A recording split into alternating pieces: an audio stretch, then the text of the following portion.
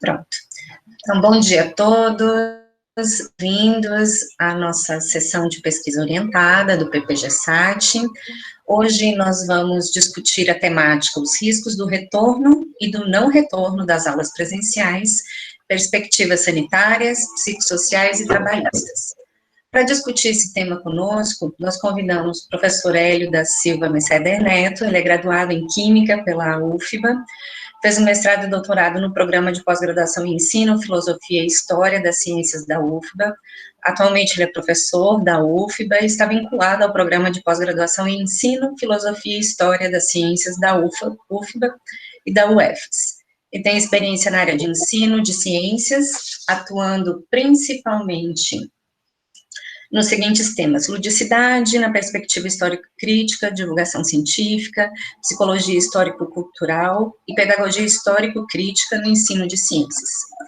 Além de professor Hélio, nós convidamos também Ana Márcia Duarte Nunes Nascimento, ela é terapeuta ocupacional, com especialização em saúde do trabalhador, mestrado em saúde comunitária pela UFBA, ISC, doutorado em saúde pública também pelo ISC. Ela atualmente é pesquisadora do Grupo de Pesquisa Trabalho e Funcionalidade e do LACES, Laboratório de Pesquisa em Segurança Pública, Saúde Pública, Cidadania e Sociedade. Atualmente, ela atua como terapeuta ocupacional do SMURB, tem experiência na área de saúde coletiva, com ênfase na saúde do trabalhador, atuando principalmente nos seguintes temas: terapia ocupacional, saúde do trabalhador, prevenção de incapacidade de trabalhadores de serviço público federal, inclusão e reabilitação de trabalhadores, violência relacionada ao trabalho e gestão em serviço de saúde. Para esta nossa sessão de pesquisa orientada, nós vamos convidar os nossos colegas, né, professor Hélio e a doutora Ana Márcia, para fazer uma contribuição conosco, e ao final nós vamos abrir para discussão dos presentes. Então, qualquer dúvida, qualquer coisa, peço que escrevam no chat, e eu vou pedir para que todos deixem o microfone desligado, para melhorar o áudio, para que todo mundo escute bem. Então, eu passo a palavra para o professor Hélio, e em seguida para a doutora Ana Márcia. Ok? Professor Hélio, por favor. Oi, gente, boa tarde. Primeiro, eu queria até ter entrado um pouquinho antes, mas eu me perdi no horário, essa questão do remoto, então já peço desculpa aí também a vocês ter chegado assim em cima da hora. Agradecer enormemente o convite, né? Dividir essa mesa nesse espaço, o convite da professora Ana me deixou muito feliz, assim, de poder compartilhar com vocês, principalmente porque termina sendo profissionais que a gente conversa pouco, mesmo estando na mesma universidade, e é um prazer enorme estar aqui, mesmo nessa conjuntura tão difícil que a gente está vivendo. Então eu vou tentar, né, a minha trajetória, como se fala aqui, vai pela via da educação, e eu quero conversar um pouquinho com vocês a respeito dessa temática, para poder pensar essas questões relacionadas a retorno, tá bom? Eu vou só compartilhar minha apresentação aqui rapidinho. Acho que eu consigo fazer isso aqui. Deixa eu ver se eu já estou craque nesse processo. Daí é isso, né? Vocês vão anotando as questões e qualquer coisa no final, a gente vai conversar, né? Vai bater esse papo. Deixa eu só um minutinho aqui para eu abrir. Eu achei que eu estava arrasando, chegando cedo e estava atrasado. Vou esperar aí. Oi, pessoal, bom dia. Bom dia.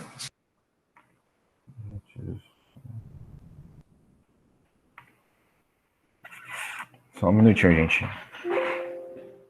Travou aqui.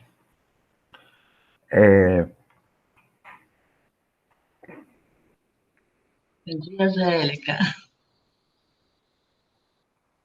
Oi, Ana. Quanto tempo, hein? Bom te ver. Também, imagina, ver vocês uma beleza, uma boa paisagem.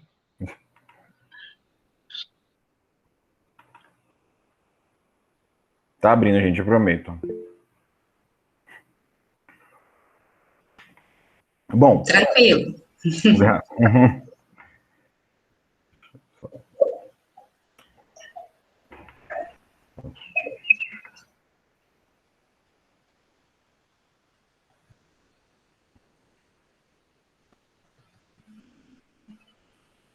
Prometo que tá. Bom, então, deixa eu começando enquanto ele tá carregando aqui. O que eu quero conversar um pouco com vocês hoje, né?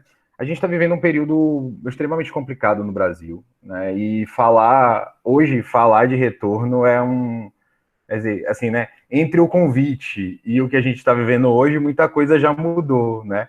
Porque a gente antes podia até comentar e falar assim, será? Como é que tá essa questão do retorno, tal. E agora, nesse período para cá, o que a gente já está vendo imediatamente é um colapso do sistema de saúde e por uma gestão política, e a gente vai ter que mudar um pouco o tom dessa discussão, e eu quero conversar com vocês justamente sobre isso. Vocês já estão conseguindo ver a apresentação? Sim, é só colocar em modo apresentação agora. Perfeito, vou botar Isso. já. Então, nesse sentido, a gente vai conversar um pouquinho sobre isso aqui, sobre esse lugar que a gente está vivendo nesse período, né? Esse momento agora específico. Então, vamos lá. Então, como eu falei, né, a situação do país, a gente está com dificuldade de fazer previsões e fazer imagens do futuro nesse período, porque a cada vez que a gente vai pensar e olhar para essa situação do país, na situação que a gente está vivendo, essa dificuldade termina sendo bastante grande pelas incertezas e pelo modo como a gente está gestando politicamente, né, a nossa nação, como está sendo gestada politicamente a nossa nação. E aí, falar de volta presencial agora, portanto, é inviável, né? Assim, se antes a gente podia falar e discutir elementos relacionados a isso, nesse exato momento, falar de uma volta presencial é algo inviável. Mas mesmo sendo inviável, a gente tem visto, por exemplo, carreatas, né, dizendo que, por exemplo, sendo contra lockdown, ou Instagram de pais, por exemplo, pedindo volta às aulas, ou um conjunto de elementos de pessoas pedindo para voltar às atividades, né, ainda que algumas, né, falando um pouco mais de como é que a gente deveria estar pensando esse lockdown, mas num movimento que eu acho muito importante da gente destacar, marcada por um tempo da indiferença, né? E essa indiferença, quando eu falo desse tempo da indiferença, eu não estou falando de uma indiferença moral, tá? Assim, eu não ligo para o meu coleguinha, você não liga para o seu colega, mas uma indiferença colocada, inclusive, pelo sistema político, que centra na mercadoria e não no sujeito a relação pela qual a gente vive. Então, é mais importante a reprodução dessa estrutura do que efetivamente a vida. É assim que a gente orienta o nosso modo de produzir conhecimento, produzir a vida, produzir as coisas. Então, é muito importante marcar que essa indiferença que a gente vive, inclusive com o número de mortos, né? A gente ouve o número de mortos e segue a nossa vida, ela não está marcada simplesmente numa perspectiva moral, no sentido, tá vendo esse pessoal que não liga, essas pessoas, porque senão a gente vai cair num lugar também de culpabilização do indivíduo. Mas numa discussão que a gente precisa fazer, né, de uma indiferença, no tempo da indiferença, do modo como esse sistema é organizado para que a gente fique indiferente. E não dá para a gente falar de qualquer discussão que seja, mesmo seja volta ou não volta, ou coisas para voltar, ou elementos para voltar, ou elementos de educação, etc., sem marcar essas questões. E aí, eu acho que também a gente não pode deixar de perguntar que na situação que a gente está, o que sobra na volta se a gente voltar e como voltar. Então, isso também é uma coisa que eu quero muito colocar aqui para a gente já ir pensando, assim, eventualmente, né, se a gente tiver um plano de vacina, se ela funcionar e etc., a gente vai voltar, mas a gente vai precisar perguntar o que sobrou nesse processo de volta. E isso a gente também não vai poder esquecer para orientar nossas ações agora, porque mesmo quando eventualmente a gente precisar de um plano de retorno, a gente vai retornar para onde? Né? O que sobrou também desse lugar que a gente vai retornar? E a gente vai precisar pensar sobre isso. Bom, para o percurso nesse nosso tempinho de conversa aqui, eu elenquei 3 pontos que eu acho importante a gente trabalhar aqui, né? O primeiro que eu queria destacar com vocês é o mundo e a educação antes da pandemia. Porque eu quero pensar com vocês que existia já um caos em gestação, né? Então, já havia ali aspectos que estavam gestados antes do processo da pandemia. E quero depois dizer para vocês que a gente vai precisar falar, né, de que esse novo provisório, entre aspas, normal, novo, entre aspas, provisório, entre aspas, que a gente vai falar sobre tudo isso, mas eu quero pensar com vocês que esse novo provisório normal pode ser uma visita que não adianta você pôr a vassoura atrás da porta para sair, porque a gente vai ter que cuidar para essas coisas que são colocadas no novo normal, elas não se tornem eternas. E aí a gente também quero conversar um pouquinho com vocês sobre isso. E, por fim, uma colocação relacionada a construindo caminhos, porque eu acho que a gente precisa apontar algumas coisas relacionadas a esses sentidos, tá bom? Então, é nesse caminho que eu tentei organizar aqui minha conversa, e depois vocês veem aí se fez sentido ou não, a gente debate no final. Então, rapidinho. Então, como eu falei, o mundo antes da pandemia. Como vocês sabem, né, gente, existiu antes de tudo isso acontecer um mundo antes da pandemia. Eu trouxe fotos para vocês de como era o mundo antes da pandemia, certo? Então, vocês veem aí, ó, o mundo era, assim, maravilhoso antes da pandemia, né? Então, a gente tinha aí todo mundo feliz, alegre, né, tal, e etc. E eu vou dizer só que não, né? O mundo não era assim antes da pandemia. Por que eu preciso falar disso, né? Por que eu preciso, em alguma medida, elencar esses aspectos aqui, né? Porque para a gente não criar uma imagem anterior, né? Porque muitas vezes isso tem acontecido, a gente colocar que tudo que a gente está acontecendo agora simplesmente surgiu de uma hora para outra. E aí eu preciso lembrar vocês que algumas ideologias e algumas questões que vão aparecer hoje estavam postas antes da pandemia começar, tá? E a primeira delas, né, é que a gente vai ver e vai viver claramente e uma perspectiva que já vinha pregando, inclusive desde a década de 90, a ideia de um Estado mínimo, né? A ideologia de que o Estado precisaria se retirar efetivamente da vida dos sujeitos, porque a iniciativa privada seria responsável por resolver os nossos problemas, né? O Estado vai ser cada vez mais colocado como sendo aquele que empata as coisas de acontecer, né? E, portanto, numa tentativa colocada explicitamente de atacar direitos. Soma-se a isso a ideia de que o público não funciona, que aquilo que é público não presta, que aquilo que é público é atrasado, que aquilo que é público não faz sentido, que aquilo que é público é só gente preguiçosa que não trabalha. E aí, por que eu estou falando isso? Porque esse discurso vai ser resgatado na pandemia, né? Ai, tá vendo esses professores aí desocupados? Ai, tá vendo esse pessoal aí desocupado que não tá fazendo nada, né? Que esse pessoal público, do público aí que está com seu salário garantido, enquanto que vocês... Então, é muito importante que isso já estava, ser colocado, que isso já estava em gestação antes, né? Desde a década de 90, especificamente no Brasil, isso já vem muito forte em gestação. E outra coisa, do ponto de vista da educação, que vai aparecer também com muita força, é a ideia da educação como serviço, né? E não como direito. Por quê? Por que é importante mudar essa palavra da ideia de direito para educação como serviço? Porque serviço eu preciso vender, eu posso vender. Eu trouxe uma citação do Luiz Carlos de Freitas aqui, só para a gente, né, marcar algumas coisas, mas ele vai dizer isso, né? Nessa citação toda, a educação é vista como um serviço que se adquire e não mais como um direito. Deve ser afastada do Estado, o que justifica a sua privatização. E aí ele vai dizer, né, do ponto de vista ideológico, a privatização também propicia um controle político do aparato escolar, agora visto como uma empresa aliada à padronização promovida pelas bases nacionais comuns curriculares e pela ação do movimento Escola Sem Partido, em último, um braço político da nova direita na escola. Então, vejam, né, todos esses elementos, eu estou falando tudo isso aqui anterior à pandemia, tá? Anterior à pandemia.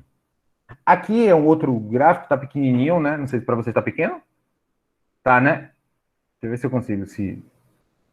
Bom, mas aqui é só para mostrar esse gráfico aqui, depois eu também compartilho com vocês, a gente pode pôr no Moodle, lá, esse é um relatório de 2018 da educação à distância no Brasil. Em 2018, é a primeira vez que você vai ter cursos de licenciatura, mais pessoas matriculadas no curso de licenciatura à distância do que efetivamente no curso de licenciatura presencial. Já em 2018. Então, nesse relatório, né, da EAD, a gente vai ver o quanto os cursos de educação à distância no Brasil estão crescendo e o quanto a maioria se dá em universidades particulares. Esse dado também é importante. Por quê? Porque a gente vai ver claramente um movimento de que a construção de educação à distância para diminuir custos e, portanto, a entrega de elementos EADs ou remotos para diminuir custos, aumentar a quantidade de alunos por turma. Mais uma vez, gente, isso antes da pandemia. Então, alerto tudo isso, porque eu penso que a discussão que a gente precisa fazer e as decisões que nós vamos tomar, né, sejam elas quais forem, inclusive essas, né, por exemplo, da gente estar fazendo atividade, da gente estar fazendo aula remota, ela tem impacto político a posteriori, inclusive porque tem uma relação anterior ao que a gente está vivendo hoje. E isso é importante da gente ter clareza, tá? E daí, né, eu passo para esse novo o momento, né, esse segundo momento que a gente vai trabalhar aqui, né? Essa ideia de que o novo provisório normal, esse novo normal, a gente precisa cuidar. Por quê? Porque, veja, se eu estou saindo de um cenário que, olha, já estava Estado mínimo, já estava educação à distância, já estava que o público não funcionava, que o privado, já estava a necessidade da gente comprar plataformas, né, para poder treinar professores do ponto de vista técnico, sucatear o processo de terceirização, nós estamos agora na desculpa perfeita para que isso tudo possa ser implementado. E aí, né, eu quero, né, dizer e falar com vocês assim, que algumas frases elas têm sido usadas e eu acho que a gente precisa cuidar delas, né?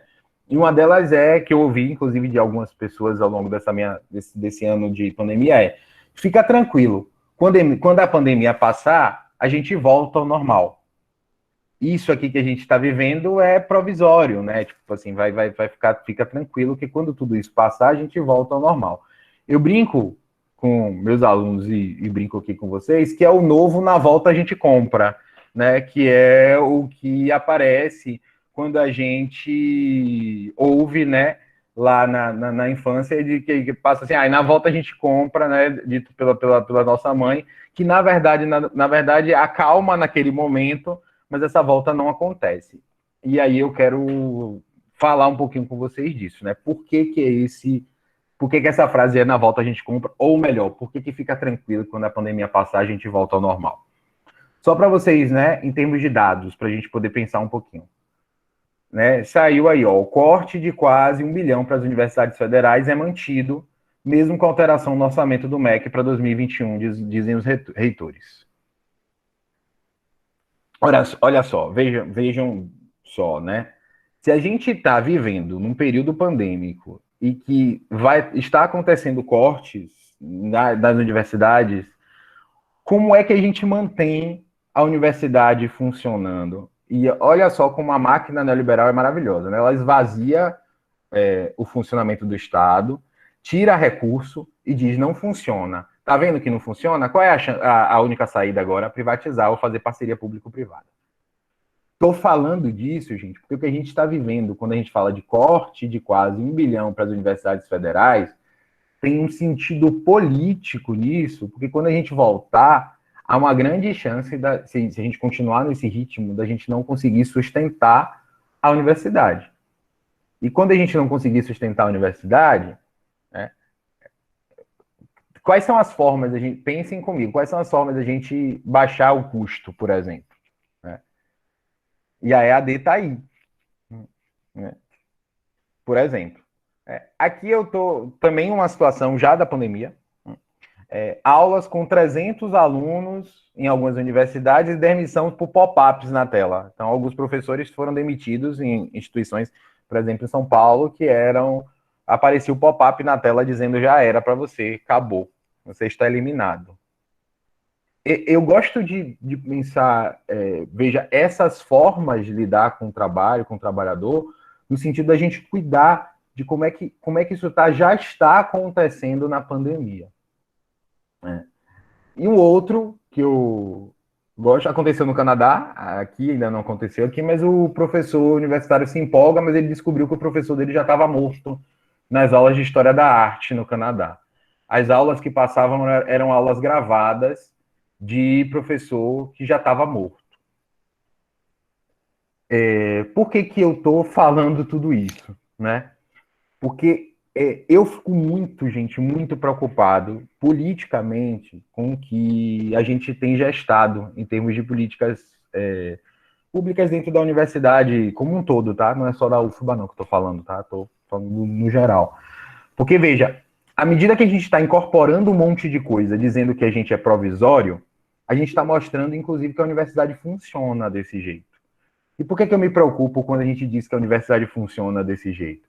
Porque na medida em que a gente precisar desses recursos, ou faltar esses recursos, ou a gente tiver problemas com esses recursos, o movimento de dizer assim, então voltem para lá, daquele jeito funciona. Vocês que fazem, sei lá, mestrado, pós-graduação, será que a gente volta mesmo a ter banca presencial depois que isso acabar, já que funciona, por exemplo, bancas à distância? Funciona, entre aspas, né? Será que serão essas as formas que a gente tem de reduzir custos que vão aparecer para a gente como sendo alternativas gestadas nesse suposto novo normal, nesse suposto de improviso? A gente precisa estar atento a isso. Urgente, gente. Urgente real, assim. E eu acho isso importante, né? E aí, mais uma vez, lembra, na primeiro slide eu falei, mas eu não estou dizendo que isso é individual. Não estou dizendo por exemplo, Hélio, sou contrário ao estágio remoto. Eu sou professor de estágio na Universidade Federal da Bahia. Por quê? Porque politicamente, né, a universidade está assumindo essa questão desse estágio. O que eu estou falando para vocês aqui é justamente do campo macro. O que está aparecendo para a gente como sendo as únicas formas de lidar com essa situação e que a gente, por vezes, tem embarcado nesse processo. E aqui, só para também dar um exemplo, né? Aqui foi a pesquisa da UFBA sobre o semestre letivo suplementar, né? Com muita gente dizendo, olha, foi ótimo, experiências novas, né? Foi maravilhoso o semestre, eu gostei, eu experimentei e tal. Individualmente, eu imagino que possa mesmo ter sido para os professores. Mas eu quero convocar vocês a fazerem um pensamento político com isso. Tá? A quem interessa simplesmente dizer, esse semestre foi bom, funciona desse jeito. Né? Mais uma vez, não é. Aqui eu estou usando a UFBA como exemplar, mas eu não estou dizendo que isso é uma responsabilidade do reitor, individual e etc.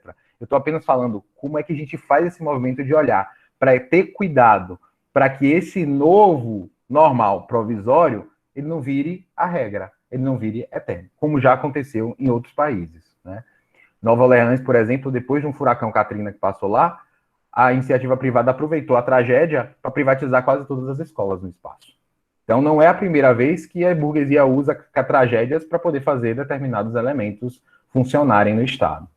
Como transformarem o que era a priori não normal em normal. Então, precisamos ficar atentos.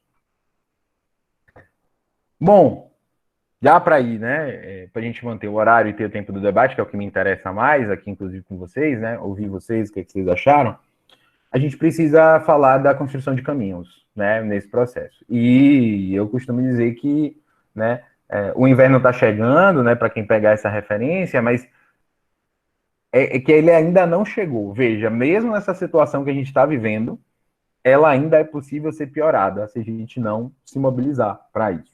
E aí, eu tenho dito para vocês, né, para todas as pessoas que eu vou, para todo mundo que eu encontro, onde eu espirro, onde eu vou, se organizem politicamente, se organizem politicamente, se organizem politicamente, se organizem politicamente. Mas veja, aqui eu estou falando de organização política nos espaços, em todos os espaços, tá? Não necessariamente em partido.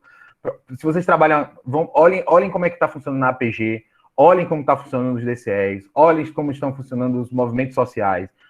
Participem dessas instâncias políticas de decisão, para que a gente possa construir de maneira uniforme um movimento de resistência. Porque individualmente a gente vai cair em problemas individuais de novo. Tá? Como é que está a associação de pós-graduação? Né? A gente precisa olhar para isso, por exemplo, né? Quando a gente está trabalhando nesses lugares. A gente tem um caminho aí de disputar consciência importantíssimo, né? É preciso valorizar o que é público, é preciso discutir com as pessoas a diferença de direito e privilégio, né? Por exemplo, vocês são privilegiados. Não, é preciso estender os direitos e não trabalhar isso dentro da discussão do privilégio, isso é muito importante, né? Como eu falei aí, fazer essa defesa do público, e a gente precisa caminhar coletivamente para fazer atividade de extensão, para mostrar o que a universidade faz, quem a universidade, o que a universidade é, mais do que a gente já faz, tá, gente? Estou dizendo que a gente não faz atividade de extensão, mas a gente precisa fazer mais para mostrar o que essa universidade faz, para que a gente possa, inclusive, convocar as pessoas para poder defendê-la. Então, conversar sobre o papel dessa universidade. É isso, gente, para esse começo de conversa, 10h30 aí para a gente, no tempo. Eu agradeço, tá aí meu contato, e a gente segue conversando, tá bom? Se eu falei rápido demais, a gente na conversa vocês tiram alguma dúvida. Obrigado. Obrigada, professor Hélio. Então, agora eu convido a doutora Ana Márcia para fazer as suas colocações. Por favor, Ana Márcia.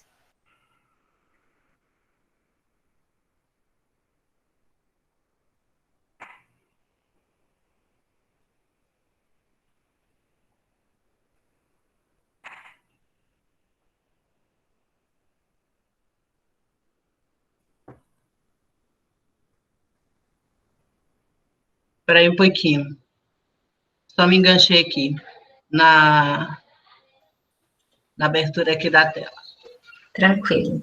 Eu aproveito, então, para avisar a todos os nossos participantes que as perguntas e os comentários, eles podem ser registrados no chat, e no período oportuno de discussão também, vocês podem abrir o microfone e fazer as inscrições pelo chat para que a gente consiga organizar melhor o nosso momento. Prontinho. Tá, me digam, vocês estão vendo direitinho a apresentação? Sim, Tá tudo certo? só precisa colocar no modo apresentação. Já coloquei no modo apresentação, peraí.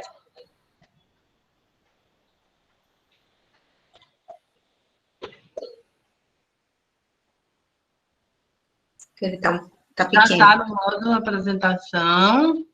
Aqui, vocês aqui não estão conseguindo ver com o modo apresentação, né? Isso. Nada? Não estão conseguindo ver? Ainda não. Mas o tamanho da letra, eu consigo ver. Né? Tudo bem, pessoal? Tranquilo. Então, tá bom.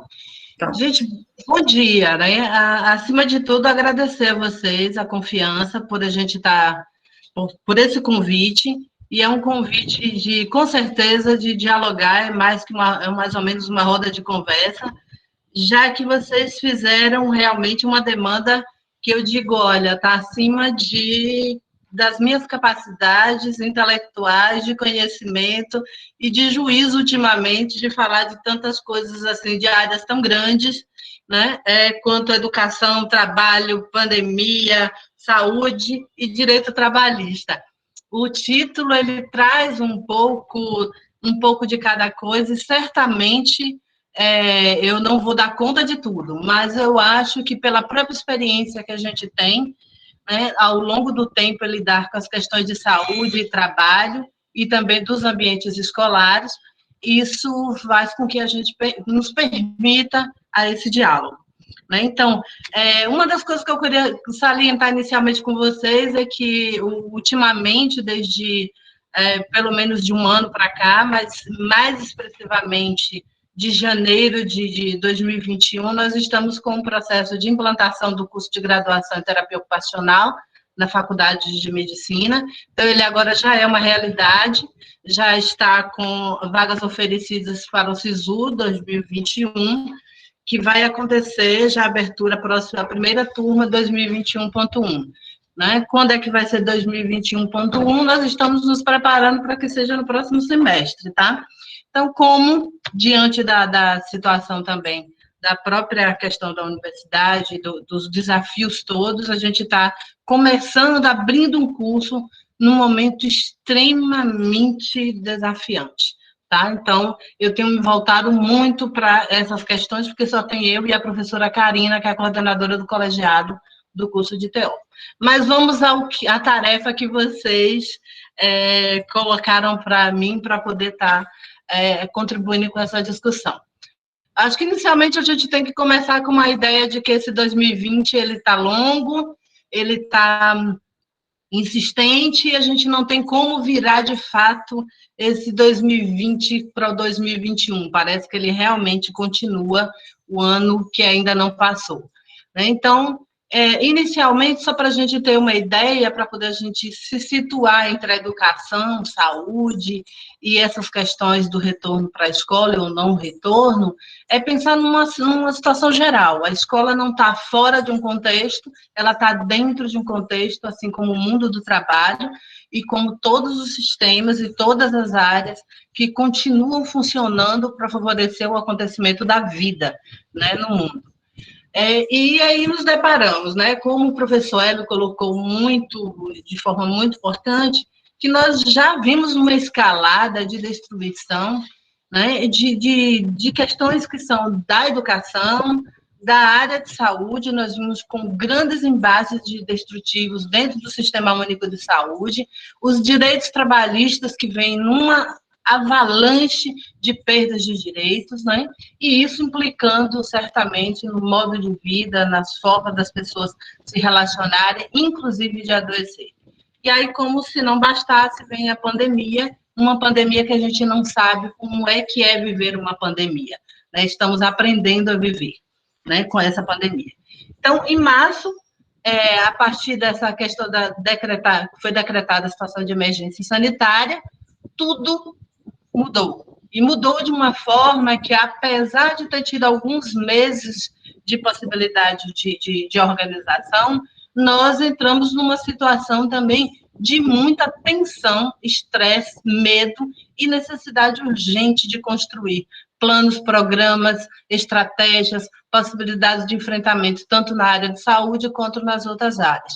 A área financeira, da economia e tantas outras áreas que fazem parte.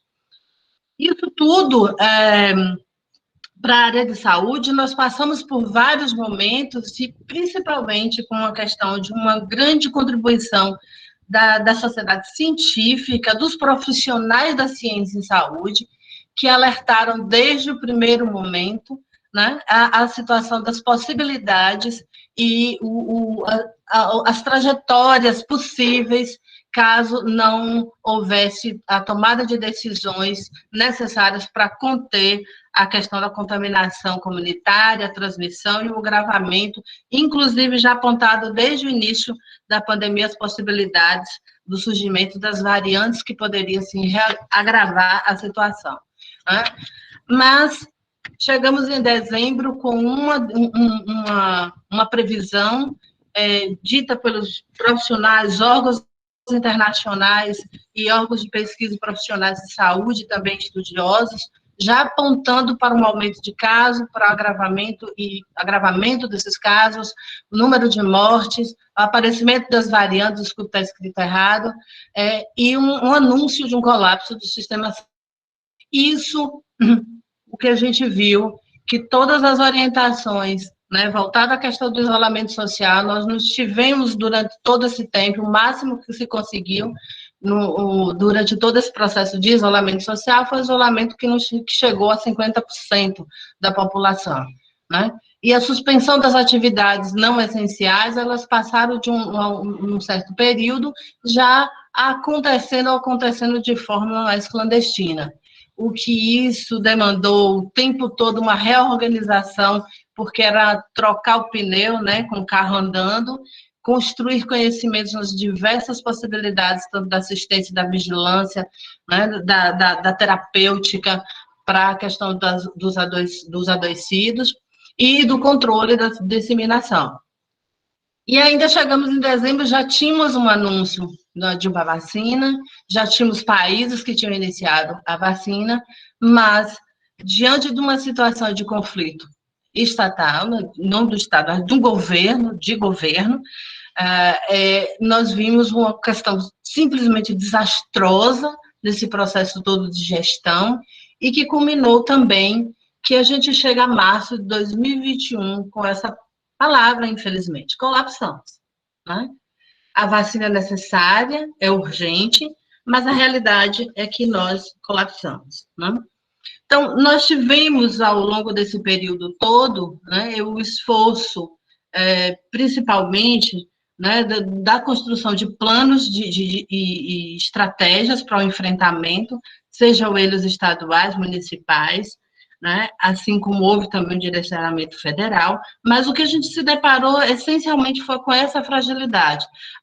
O que a gente vem assistindo, né, ao longo do tempo e da história, essa retirada das responsabilidades do Estado, né, e de 2016 para cá, a gente vem vendo isso de forma escandalosa, e de 2019 para cá, de forma altamente acelerada, né, e violenta. Então, isso faz com que aquele lugar que é o do Estado, o Estado necessário, não há como a sociedade viver sem Estado, né? Então, como é que vem uma política de governo que vem todo um processo de desconstrução dessas responsabilidades do Estado, principalmente ainda dentro de uma situação de pandemia? Então, isso vai impactar com todo e qualquer ambiente, em todas as áreas, né?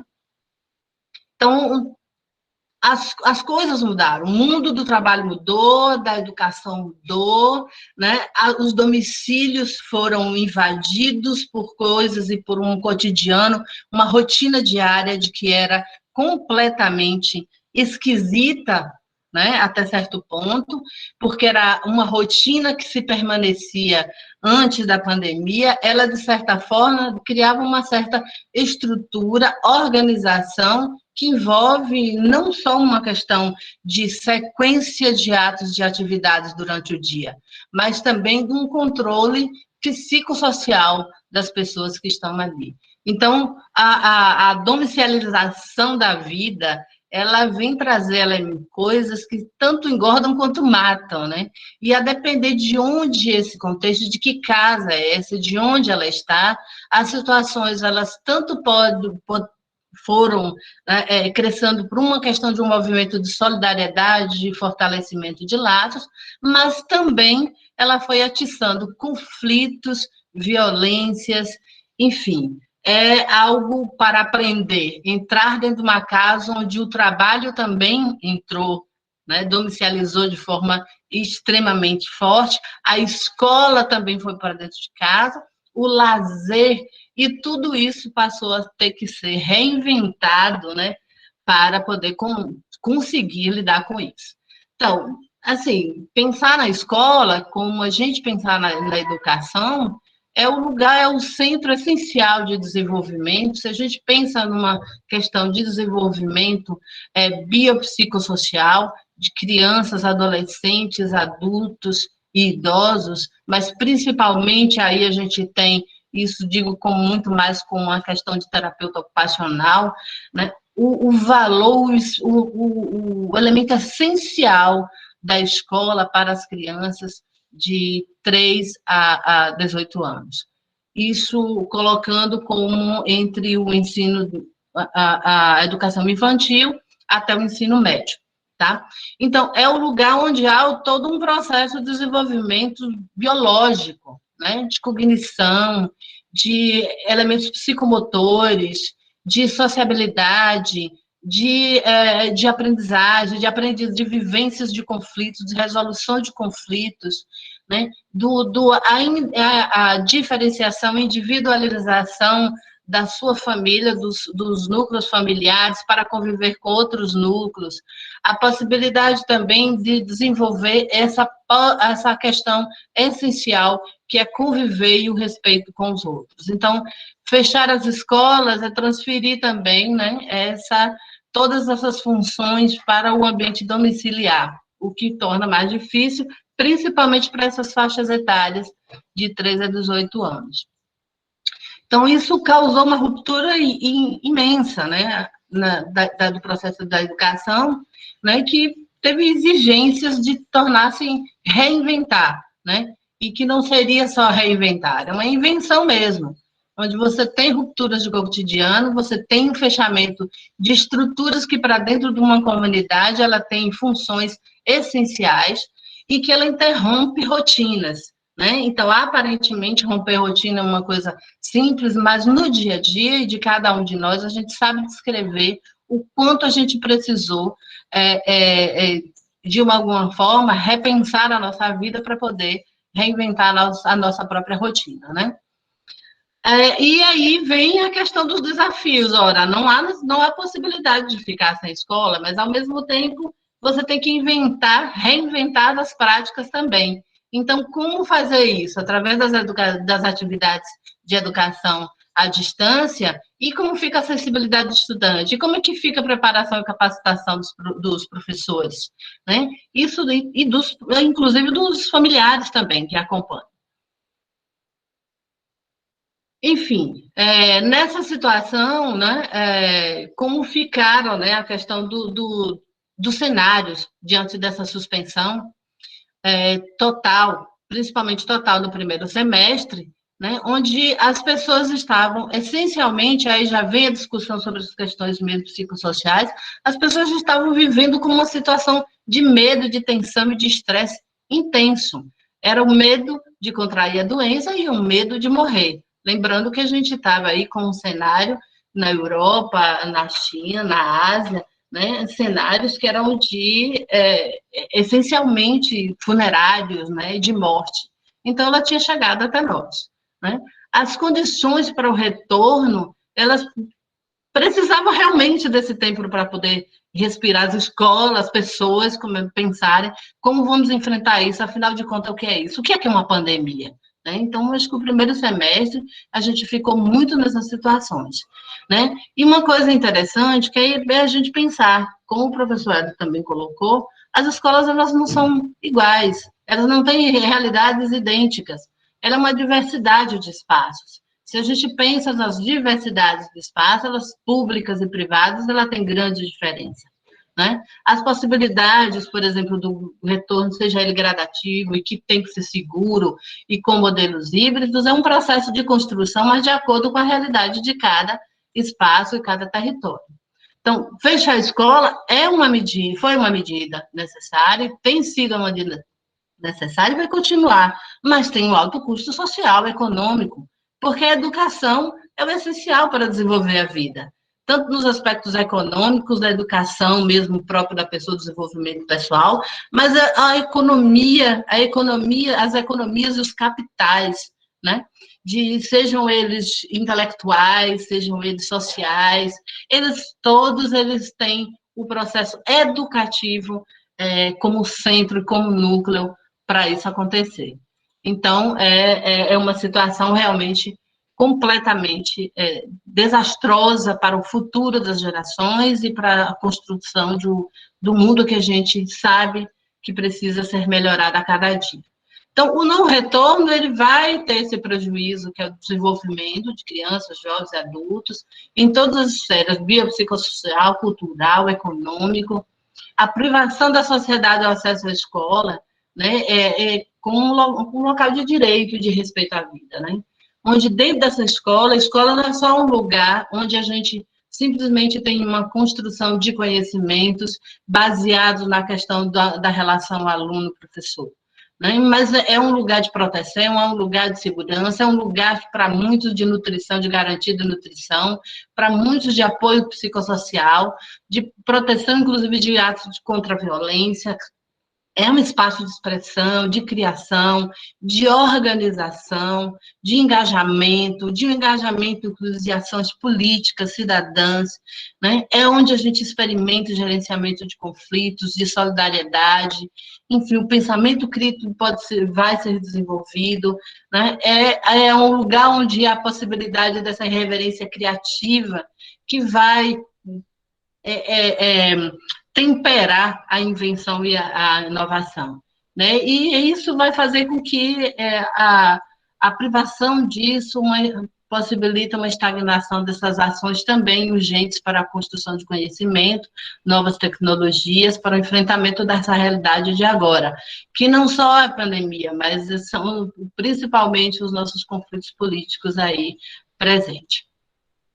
Então, diante dessa situação, o que eu verifiquei, tanto nos organismos internacionais como nacionais, adotando essas recomendações internacionais, falam exatamente de quais seriam esses indicadores para poder avaliar sempre a questão do risco, do retorno, do não retorno das atividades escolares, seja elas onde for. Então, elas estão diretamente ligadas. Hoje, a gente considera como a questão da vacinação para todos os trabalhadores da educação, já que a gente não tem a população de 0 a 18 anos em possibilidade ainda de vacinação. Mas é essencial a questão da situação epidemiológica atual, né? As condições também de resposta, essa é essencial, qual a capacidade que o sistema de saúde tem nesse momento para poder dar a assistência, prestar a assistência necessária às pessoas doentes. Né? A capacidade e as condições das escolas, como o professor Hélio colocou, afinal de contas, o que a gente vai encontrar? E aí a gente pensa desde as estruturas físicas, como metodológicas, pedagógicas e o próprio território onde essas escolas estão inseridas. Isso eu estou pensando no universo de escolas que vai além da universidade. Né? E com isso vai precisar de uma quantidade razoável de medidas necessárias para garantir essa segurança e essa possibilidade de retomada das atividades. E a outra questão é também essa capacidade de adaptação aos planos pedagógicos, né, a essa realidade, o modo de oferecer ensino, a garantia de acessibilidade, a capacitação de professores e trabalhadores. Né? A Fiocruz, ele traz, eu até passei para vocês um texto, que é o mais novo de todos os textos que eu encontrei, sobre a questão das orientações sobre o retorno ao trabalho, publicado em fevereiro de 2021. Ele traz algumas tabelas interessantes que podem nos dar uma ideia, mais ou menos, de como eles estão pensando e como é que pensam e como orientam para a avaliação, principalmente desses indicadores epidemiológicos, aí estão postos, né, nessa tabela, onde ela coloca em faixas, né, em faixas de vermelho, e isso foi adotado também para o plano de contingência, pelo Centro de Operação Emergenciais de Saúde da Covid, desde março, e todos os planos de retomada também, em todas as áreas que o governo do Estado da Bahia, as secretarias desenvolveram, voltados exatamente com essa questão dessa tabela de cores de situação de risco, né? Que vão pondo que à medida em que você tem um número de novos casos, né, por 100 mil habitantes, de 0 a 9, então ele está numa situação tranquila, que vai numa situação de elevadíssimo risco de transmissão nas escolas, acima de 100 pessoas, né, por 100 mil habitantes.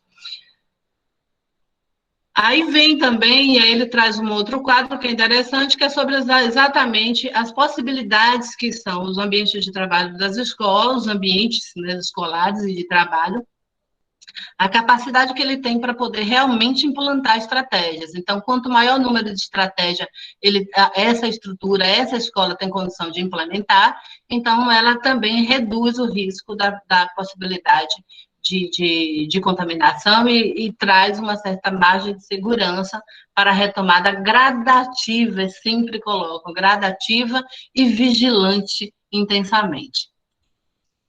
Então, dessas medidas, assim, não tem como, tem que começar pela vacinação, né? Você tem os aspectos que são de higienização ambiental e pessoal que tem que estar disponibilizado, né? Definir fluxos de circulação de pessoas, horário, direção, entrada e saídas diferentes, fechamento de áreas que ela vai favorecer a questão da aglomeração e a impossibilidade, inclusive, do tratamento, por exemplo, biblioteca com tratamento da questão do material essencial, que são os livros, né? A educação física, evitando a questão das salas em atividades sem, ou qualquer outra atividade sem possibilidade de ventilação, distanciamento social com redução de concentração, enfim, todas essas indicações, uso de máscara, acesso ao sistema de saúde, respeito aos direitos dos trabalhadores e dos estudantes, que eles passaram também algumas questões a serem discutidas, principalmente com essas perdas de direitos trabalhistas, né? O respeito às questões de vulnerabilidade identificadas, nós temos pessoas, e pessoas são grupos, inclusive grupos vulneráveis, mais vulneráveis, em condições que não só de saúde, mas também sociais, né? A possibilidade de tem que ter um apoio psicossocial, tanto para professores como trabalhadores outros da educação e dos estudantes. O controle e vigilância do cumprimento de medidas, esse daqui me parece uma coisa que, na medida de implantar, eu fico imaginando o quanto deve ser estressante para professores, gestores e todos os trabalhadores de uma unidade escolar, principalmente que tenha a faixa do ensino fundamental e o ensino médio, né? E aponta como uma coisa essencial a elaboração de planos conjuntos envolvendo os interessados, que são os estudantes, que são professores, que são os trabalhadores daquela escola, a comunidade circunvizinha e também os familiares. E isso também, claro, de acordo com aquele regulamento, aquelas orientações vigentes. E todas essas medidas aqui, gente, cai por terra por uma situação essencial: colapsamos. Tá? Então, colapsamos, não tem abertura, né? Então, essas são as ideias, pensando talvez numa possibilidade futura, mas não necessariamente não agora. Agora a gente não tem como fazer outra coisa, senão realmente a suspensão das atividades. Então, mantendo essa discussão assim, de pensar que as escolas, né, elas têm um território específico, com questões econômicas e culturais e faixa etárias específicas. Elas têm escolas com situações e contextos diferenciados, públicos e privados, em centros urbanos e zona rural, por faixa etária, as escolas creches, as escolas de educação infantil, ensino fundamental, ensino médio. Então, não há possibilidade de se pensar como uma coisa geral e aplicar todas de forma idêntica. Cada grupo, cada contexto e realidade, ela vai adaptar aquelas orientações gerais. E é por isso a necessidade essencial dessa construção, e eu acho que é isso que, quando Hélio também coloca sobre a questão de o agir politicamente, da necessidade de uma organização política entre nós, é exatamente uma das funções da gente, é que a gente se articule, né? Articule, e essas entidades, essas escolas, possibilitem, nesse momento também, existir algumas estratégias de que possa dialogar sobre a elaboração dessas possibilidades de retorno gradativo. Então, aí a gente tem as escolas também de adultos que vão de 14 a 60 anos, né? A gente aí vai perfazer para um número e uma faixa etária muito alta, onde estão as universidades, as escolas profissionalizantes, os centros de aprendizagem, né? Enfim. E aí, dentro dela, você vai ter uma quantidade muito grande, né? A gente pensa assim, uma escola tem professores, né? Tem a merendeira, tem o pessoal da higienização, da vigilância, do administrativo, né? Tem os estudantes. Os estudantes, é importante colocar, os estudantes, eles são a maioria, né? Se a gente pensar que na UFBA, nós temos em torno de 3.200 professores, em torno de 3.800 técnicos administrativos, né, juntos, então a gente tem mais ou menos uma quantidade de 7 a 8 mil trabalhadores dentro da UFBA, mas nós temos 45 a mais 1.000 estudantes circulando. Então, algo considerável para se pensar em analisar esses perfis, né, de quem são esses estudantes, os grupos de vulnerabilidade, né, assim como esses trabalhadores, professores e outros trabalhadores, né, e os gestores também, incluindo como esses trabalhadores. E, além disso, você tem a escola não é aquele ambiente, apesar de existir muros, né, é um ambiente que tem uma osmose com o mundo, ela é uma representação da sua própria comunidade, do seu território. Então, ela tem uma articulação e ela tem um fluxo, né, de integração, de articulação com a comunidade. Então, familiares e pessoas que são responsáveis pelos alunos, a própria comunidade, com as várias estruturas que compõem aquele território, ele vai ter um diálogo com esse equipamento que a gente chama de escola, né? Então, o que a gente vem colocando como uma questão assim, de que demanda determinados olhares específicos e cuidadosos de observar os grupos que são grupos de risco, né? Hoje considerado aquelas pessoas com diagnósticos de doenças crônicas, né? Pessoas com a faixa etária acima de 60 anos e principalmente com doenças crônicas também, pessoas com deficiência e pessoas que também convivem com esses grupos de risco, né? Que em suas casas, enfim, tem esse tipo de convívio. Então, merece os cuidados, atenções e procedimentos diferenciados. Mesmo com a vacinação, gente, mesmo com a vacinação, esses cuidados, essas medidas, elas vão continuar. A vacinação, ela é uma grande esperança para nós, mas, ao mesmo tempo, a gente não tem a vacinação hoje prevista para até o final do ano, né? Então, e mesmo que tenha a vacinação, todos os cuidados, eles, por um longo período, são recomendados a continuar. Então, para poder a gente fechar um pouco aqui, é sobre essa questão dos efeitos psicossociais, né? Não são pequenos, e muitos deles hoje já descritos na literatura, né, descrito pelos profissionais de saúde. Eu passei por algumas experiências de escuta de alguns profissionais de saúde, na Climério de Oliveira, né, e outros mais, né, e outros mais, além das leituras que a gente vem tendo.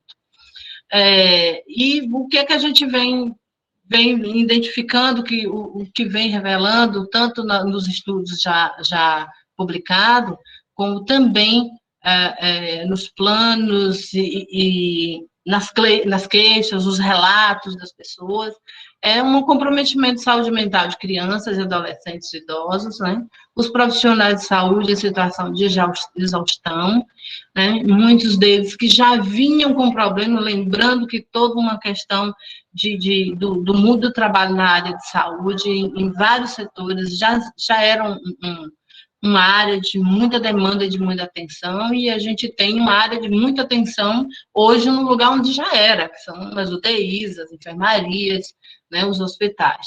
E as UPAs também, né? Então, isso tudo só ampliou de forma muito grande. Então, o isolamento social, ele vem prejudicando alguns relatos sobre as questões do sono, transtornos do sono, da sexualidade, questões sexuais, o aumento de casos e agravamento tanto de transtorno de ansiedade quanto depressão, a experiência do luto, um luto coletivo, que é um luto experimentado por todos nós, e, ao mesmo tempo, o luto individual daqueles que perdem amigos, que perdem parentes, que perdem pessoas do seu convívio, e que esse luto, né, ele faz com que a gente volte a viver as possibilidades do medo da nossa própria morte. E, além disso, ainda a gente convivendo com a questão das rupturas dos rituais, né, de despedidas e funerais, né, e isso tem uma interferência muito importante, né, nesse processo e prolongamento do sofrimento dos lutos.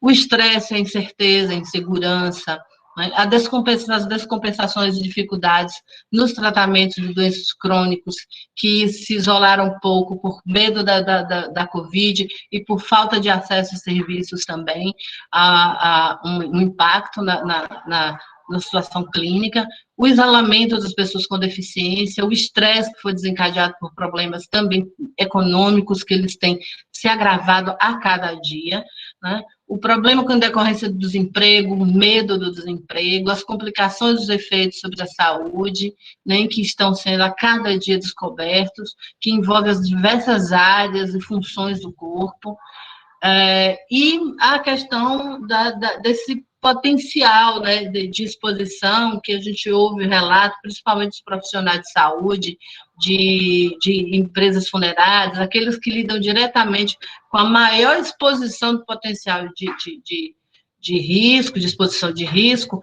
e potencial contaminação, com os seus familiares, né? Tanto vivem os familiares com essa atenção, quanto os profissionais com atenção e o medo de fazer, de se tornarem também aquelas pessoas que vão contaminar os seus familiares, e a necessidade, inclusive, de isolamento para evitar isso.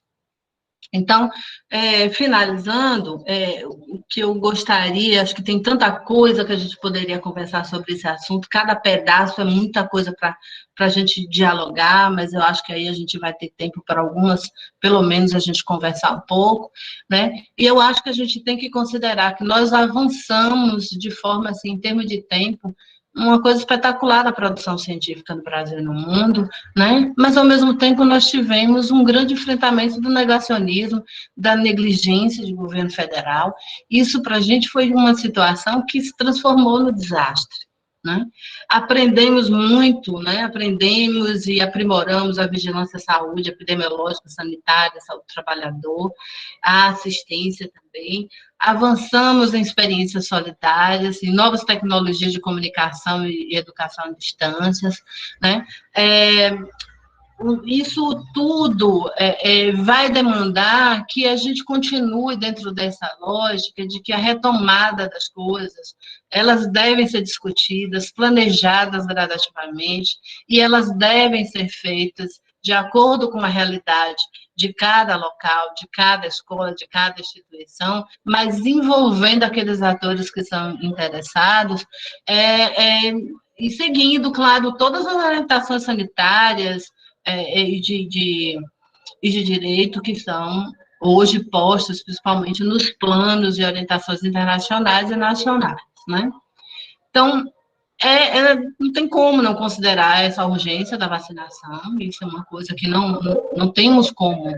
Outra, eu acho que precisamos também avançar em nosso papel dentro das universidades, em construção e discussão, e nessa questão de construção de tecnologias e conhecimentos da educação e saúde. Eu acho que a gente pecou, né? A gente não estava, fruto do desmonte também do Sistema Único de Saúde, da atenção básica que está aí abafada, né? Mas seria exatamente, nós temos tudo para que isso pudesse acontecer dentro de uma forma bastante importante e interessante, como experiência a ser uma experiência exitosa ou copiada pelo mundo, né?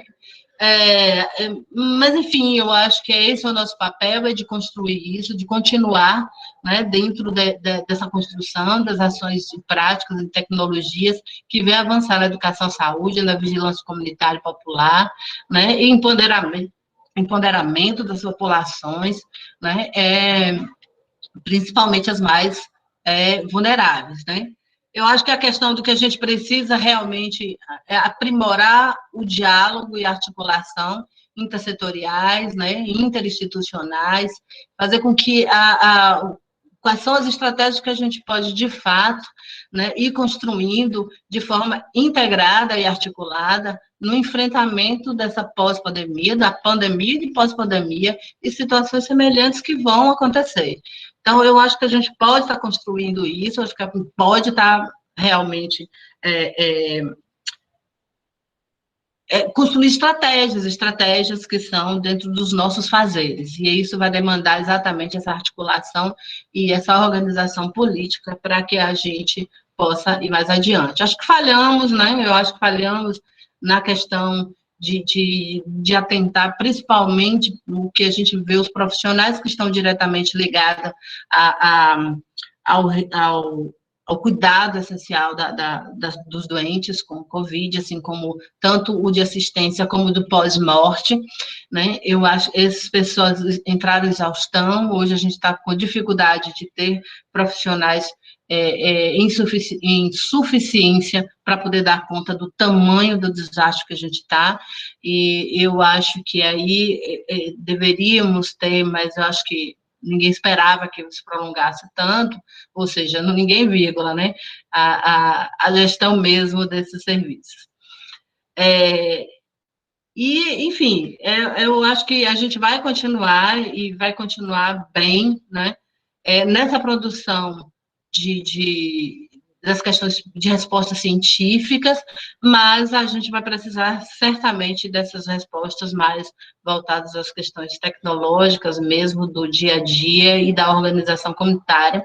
A organização política e social, ela é realmente essencial, porque nós estamos no enfrentamento, acima de uma pandemia, é um enfrentamento de uma crise política criminosa, sem precedentes, coisa que nenhum de nós, eu sou uma menina na época da década de 80, eu era menina, então passamos por situações onde o que a gente queria mesmo era continuar com imagens, e queríamos manter essas imagens como o desencadear de uma evolução do desenvolvimento para a sociedade, de continuar na reparação das questões que são desde a questão de raça, do racismo, enfrentamento de racismo, das questões das destruições e desrespeito com a vida ambiental, com a vida animal, a flora, com a vida do mundo.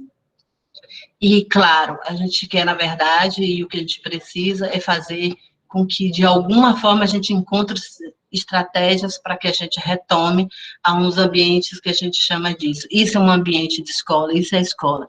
E a escola está dentro da vida de uma cidade, a cidade está dentro da vida de uma escola, né? Então, eu agradeço a vocês e era mais ou menos isso que eu tenho hoje para poder falar nesse tempo que eu tenho. Não sei se passei. Muito obrigada a vocês. Tranquila, Ana Márcia. Nós temos vários comentários no chat, um pedido de palavra. Eu vou tentar organizar da seguinte forma. Eu vou ler 2 comentários que são perguntas também, fazer esse bloco, depois eu passo a palavra para Glaucio, que pediu, e aí as pessoas também podem ir se inscrevendo para fala ou registrar os seus comentários ou perguntas. Então, o primeiro comentário que tem é da Daniela.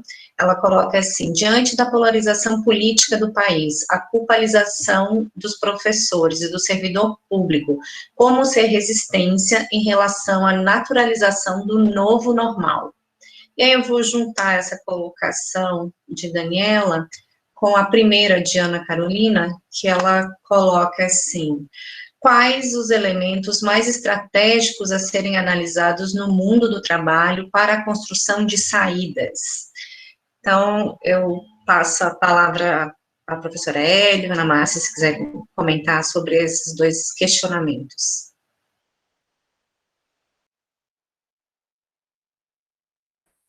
Bom, eu estava aqui vendo os comentários, né, achando bem legal, assim, o que está o debate. Acho que vai ser legal, assim, para avançar em algumas coisas. Bom, então, em relação a resistência, né, falando rapidamente. O que eu acho que é muito importante, né, dizer para vocês, assim, que não tem mesmo, não tem receita pronta, né, e é por isso que o clamor para a organização política aqui não é um clamor abstrato, no sentido de que, você não está trazendo efetivamente alguma coisa para a gente construir, ao contrário, né, eu estou dizendo justamente que é para a gente construir junto, né, para a gente assumir que estão nas pessoas que estão, inclusive, vivendo a crise, na construção junto com elas, a saída coletiva para o que a gente pode estar vivendo. Então, a organização política do coletivo e do que foi posto aqui, me parece que é justamente o chamado de ouvir essas pessoas que estão vivendo isso, né?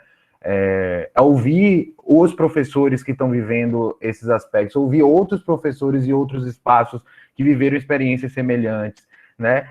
A gente precisa pensar que não há só alternativa entre o ensino remoto e a volta para o ensino presencial. A gente tem alternativas, né? Não é só, não são só essas opções que parecem, né, aparecer, tipo, ou eu faço alguma coisa ou eu não faço nada com meus alunos. Então, é para a gente poder pensar que essas estratégias coletivas de conversa coletiva, elas vão surgir no movimento do coletivo. Então, o encontro, né, que eu sugiro sempre, né, para todos vocês é isso: assumir a discussão do coletivo. A gente não vai encontrar, como eu falei, respostas prontas aqui, né, ou da universidade, ou das instituições, e eu não estou desmerecendo os protocolos, etc., acho todos eles importantes, inclusive eles recomendam as construções coletivas, né, então acho que esse é um caminho, a organização política, no sentido de caminhar para ouvir, inclusive, essas pessoas. Acho que é isso que eu queria inicialmente comentar. Posso falar, Ana? Eu acho que tem, sobre essa questão mesmo dos elementos estratégicos no mundo do trabalho, que é uma coisa que a gente tem mais aproximação, eu acho que você tem, principalmente, identificar que nós já temos várias entidades que elas são fragilizadas, né?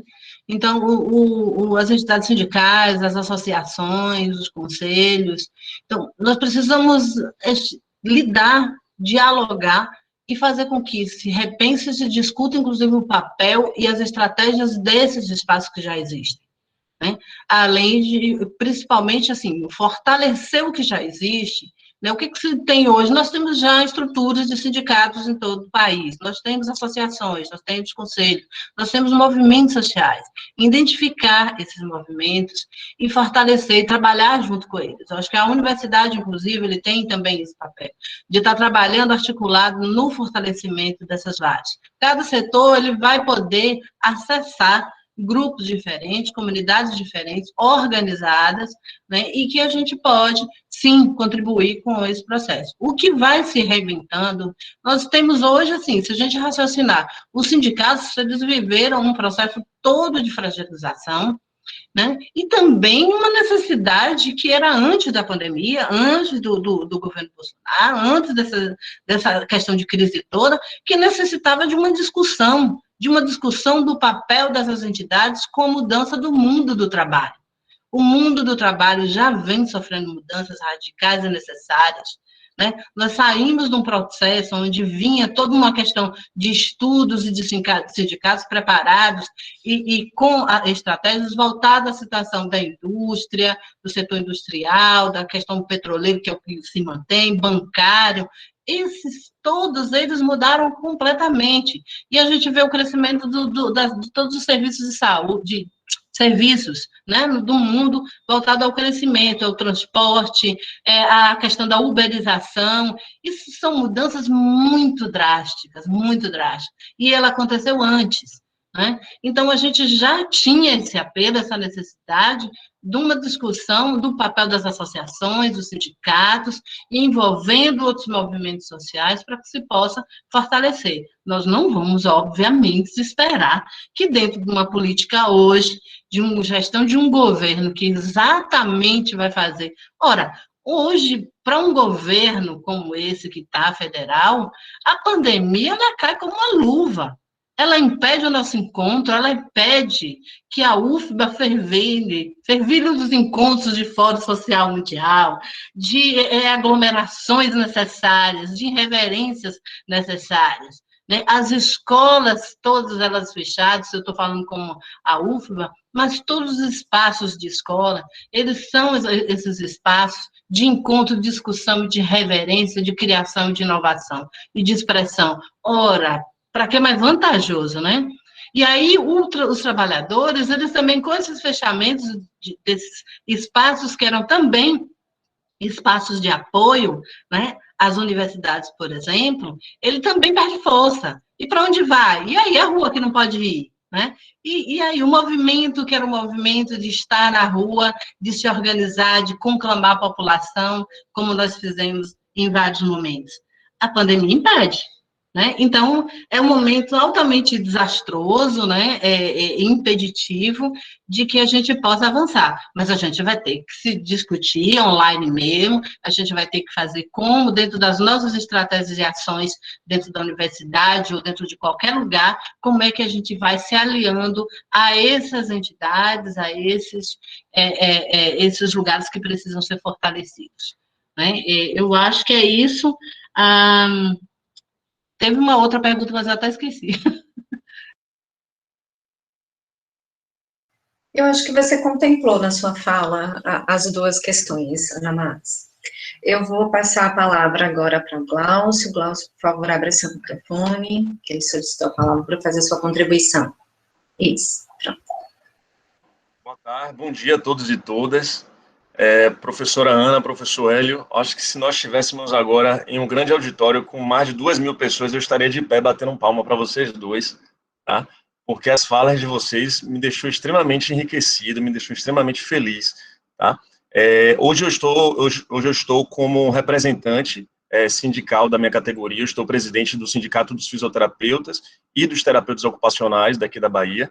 Então, assim, eu fiquei extremamente feliz quando a professora Ana traz para a gente a fala que a UFBA agora está implementando o curso de TO, né? Então, assim, a implementação do curso de TO parte de uma solicitação não apenas dos profissionais, um desejo não apenas dos profissionais, mas não apenas também da necessidade da sociedade, né? Então, assim, precisava unir essa necessidade da sociedade com a força e o querer de vários órgãos representativos da própria UFBA e tal, para poder conseguir essa condição.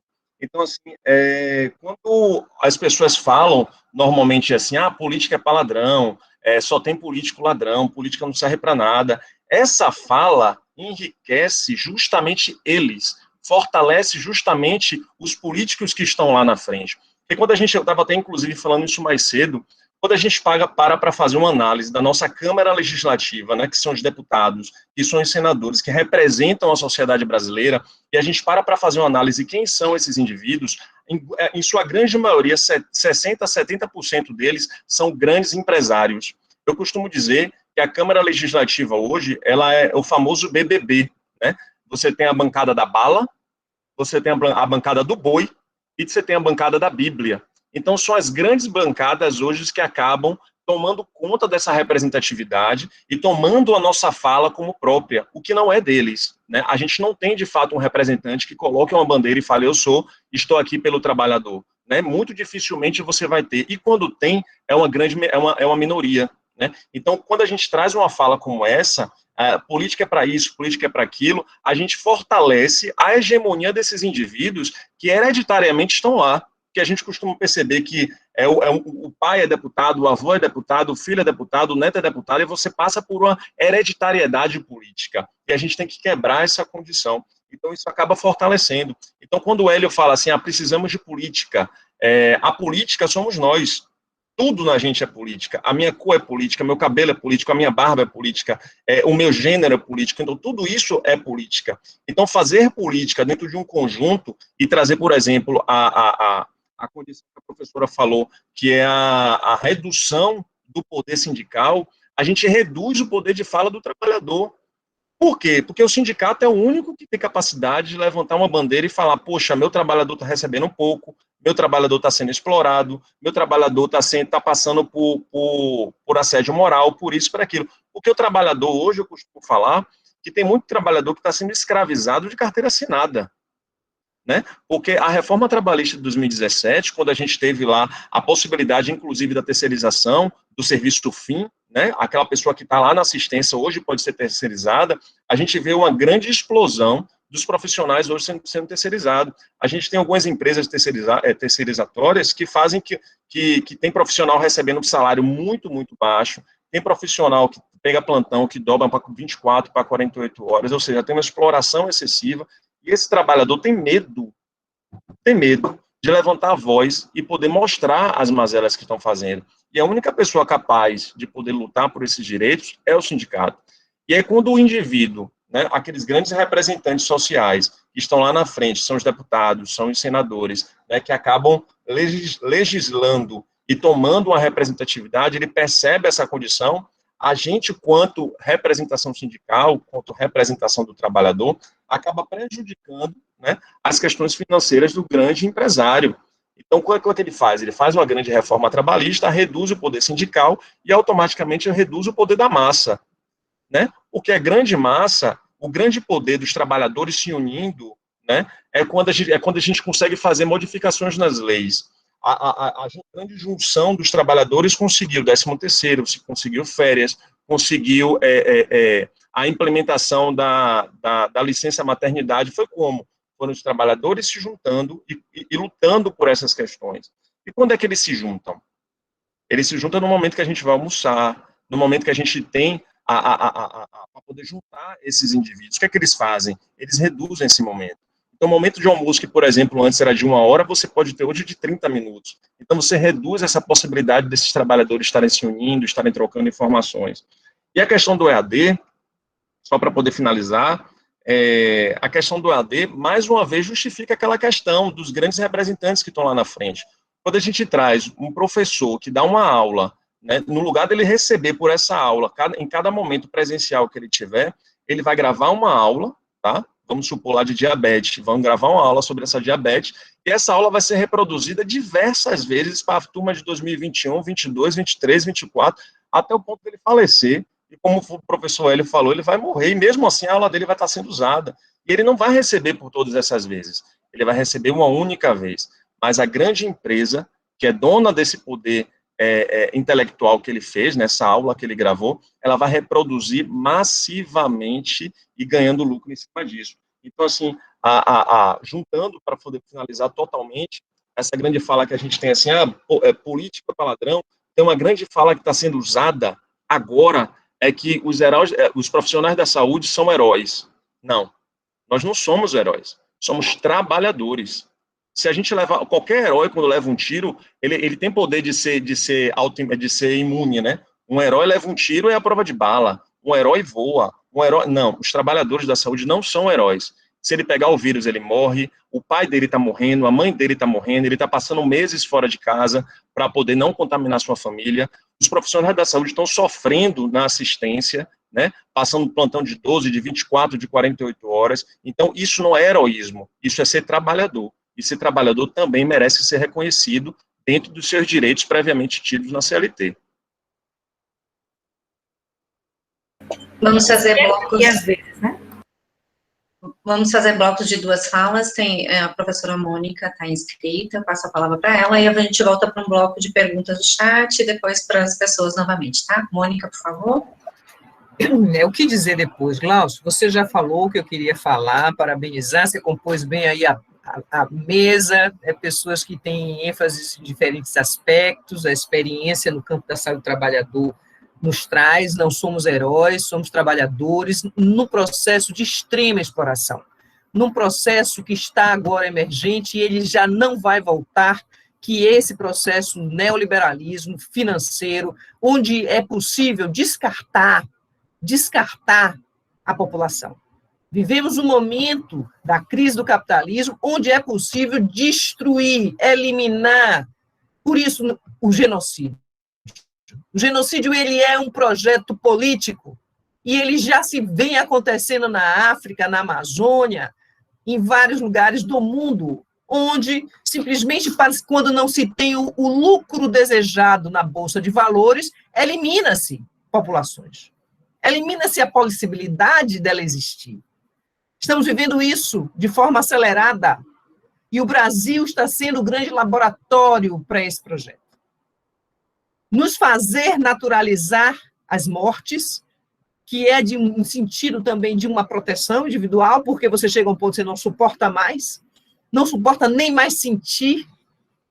Então, nos fazer aprender e a naturalizar a morte em massa, 3.000 pessoas dia, faz parte desse projeto. Fez parte de Hitler, está sendo parte desse projeto político que está em andamento. Então, a gente vai precisar ter muita clareza em entender que nesse programa de pós-graduação não há espaço para isso.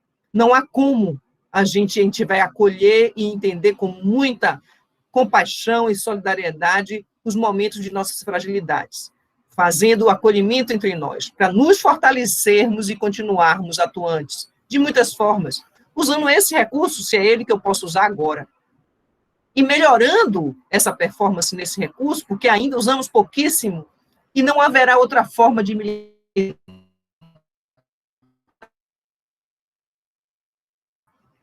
É, sem dúvida, um dos principais recursos para o enfrentamento também da crise do neoliberalismo contemporâneo. Então, acho que a gente tem aí um primeiro painel com muitos elementos, mas que traz, eu acho muito oportuno essa mesa, porque traz como centralidade a educação. E essa possibilidade da rebeldia e da indignação no exercício da educação.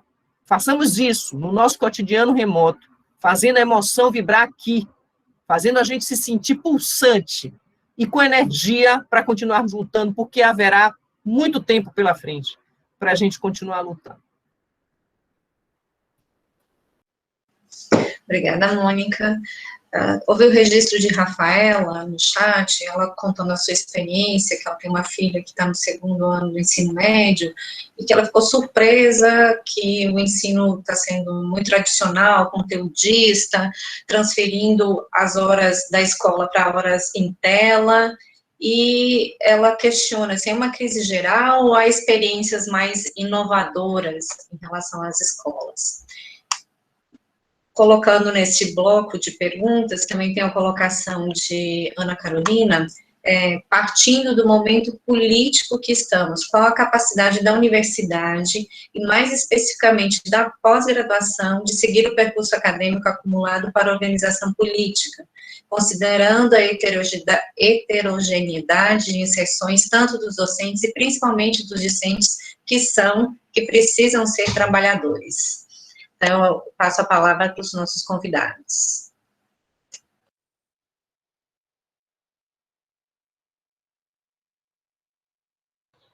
Eu acho que a questão da educação é muito mais aprimorada, mais importante que você responda. Bom, você quer começar? Você começa outra, então, e depois eu respondo a educação? Pode ser? Pra gente inverter? Pode ser? Você quer que eu comece logo? Posso falar? Tá. Então, deixa eu só, né? É muita coisa, né? Assim, você vai ouvindo as falas e também vai ressignificando algumas coisas, e eu gosto muito disso, né? Assim, acho que o clamor do sindicato aqui, eu já tinha feito, né? No sentido da organização política, e acho que o reforço que o Glaucio faz aqui como essa instância, e as discussões que foram feitas aqui são importantes, né? Eu acho que sim, que a gente tem que usar todos os meios necessários possíveis, né, para transformar todos os momentos que a gente vive de momento de resistência. Eu não tenho nenhuma dúvida disso, né? Por isso que eu acho importante também já deixar claro aqui para todo mundo, né? Questionar a lógica não necessariamente significa imediatamente questionar a prática. Tem um movimento de tensionamento entre essas duas coisas que a gente precisa fazendo, né? Ou seja, a lógica nos impele para outra coisa, como é que a gente faz essa prática na contramão, na rebeldia, nos elementos de resistência que a gente precisa fazer, né? A gente vai atuar sempre no movimento contraditório entre o que a lógica nos impõe e o que a gente vai fazendo com essas práticas. Mas aí lembrar sempre, né? Para a gente não fazer sozinho.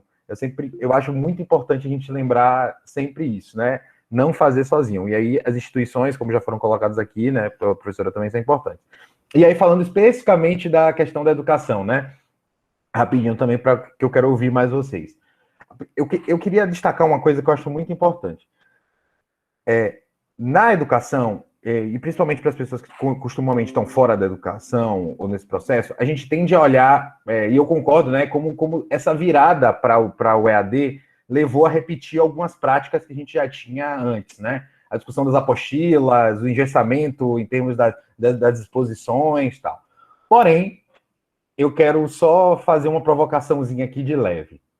A gente precisa só cuidar quando a gente diz que essas práticas são tradicionais. E por que eu estou convocando isso, a gente a pensar sobre isso? Porque tem práticas que são ditas não tradicionais, que reproduzem a lógica do ensino tradicional. Então, o fato de eu estar, por exemplo, sei lá, usando um slide móvel, usando técnicas que sejam diferentes, não necessariamente significa que eu não esteja usando, por exemplo, princípios tradicionais. Eu posso estar usando uma pedagogia tradicional, usando uma roda de conversa. Por quê, gente? Porque a pedagogia tradicional, ela não é só a forma, ela tem conteúdo e intencionalidade de formação de sujeito. Estou alertando isso para vocês porque, por vezes, sob o discurso de metodologias ativas, sob o discurso de formas diferentes de se trabalhar, a gente termina embutindo ideias tradicionais com outras formas. E isso a gente precisa ficar atento. Porque a gente precisa ficar atento na relação forma-conteúdo. Então, lembrar, né? O ensino tradicional, ele não é só forma, ele é forma e conteúdo apontando para um direcionamento.